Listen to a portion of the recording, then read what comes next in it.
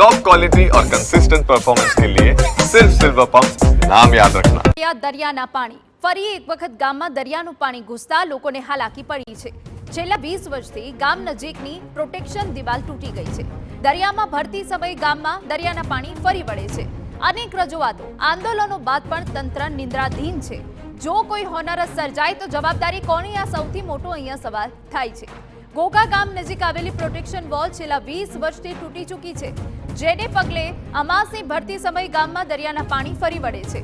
આ વખતે પણ ગામના સેન્ટ મેરી સ્કૂલ વિસ્તાર, મોરા વિસ્તાર, જેટી રોડ, લાઇટ હાઉસ તેમજ પીરાણા પીરની દરગાહના વિસ્તારમાં પાણી ફરી વળ્યા। આ અંગે ગ્રામજનો દ્વારા આંદોલનો છતાં તંત્રના પેટનું પાણી નથી હલી રહ્યું। 1000 મીટરની પ્રોટેક્શન દિવાલની જરૂર છતાં તંત્રને તે બનાવવામાં કેમ રસ નથી, તે મોટો સવાલ છે। મુદ્દો એ છે કે ભવિષ્યમાં જો કોઈ દુર્ઘટના સર્જાય તો જવાબદારી કોની?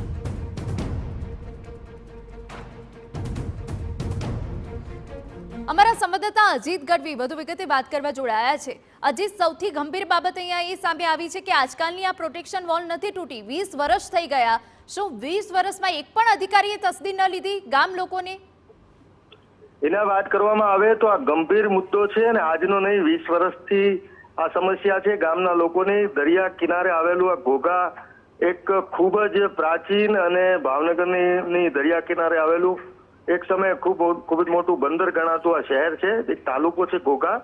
આ ઘોઘાની અંદર જ્યારે અમાસની જ્યારે ભરતી ઓટ આવે, ત્યારે ભરતીના સમયે ગામમાં આ પ્રકારે જ પાણી ઘૂસી જાય છે અને ગામના લોકોને ખૂબ મોટું જોખમ છે।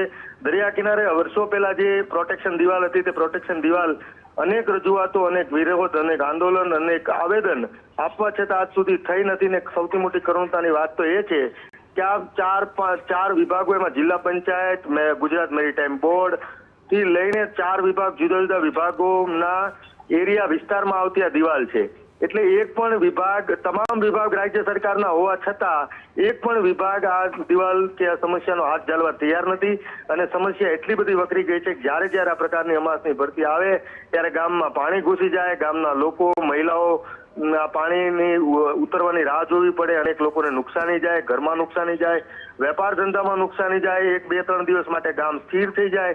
આવી સમસ્યા, આ પ્રકારના વિડીયો, આ પ્રકારના દ્રશ્યો અનેક વાર સામે આવી ચૂક્યા છે। તો છતાં ભાવનગરના સ્થાનિક ધારાસભ્ય હોય, સ્થાનિક રાજકીય આગેવાનો હોય, સ્થાનિક અધિકારીઓ હોય, જિલ્લા પંચાયતના ઉચ્ચ અધિકારીઓ હોય કે રાજ્ય કક્ષાના મંત્રીઓ, તમામ લોકોની જવાબદારી આવે છે। ભાવનગરમાં અનેક નેતાઓ એવા છે કે જેમનું રાજ્ય કક્ષાએ અને કેન્દ્ર સરકારમાં પણ એમની બહુ મોટી પહોંચ છે, હોદ્દાઓ છે। આમ છતાં આ લોકોને ગળા સુધી પહોંચેલી સમસ્યા છે તેનું નિરાકરણ નથી આવી રહ્યું। બિલકુલ, આભાર અજીત। તો અનેક રજૂઆતો, આંદોલન કરવામાં આવ્યા, પરંતુ તંત્ર ધ્યાન આપતું જ નથી। સમાચારમાં આગળ વધીએ તો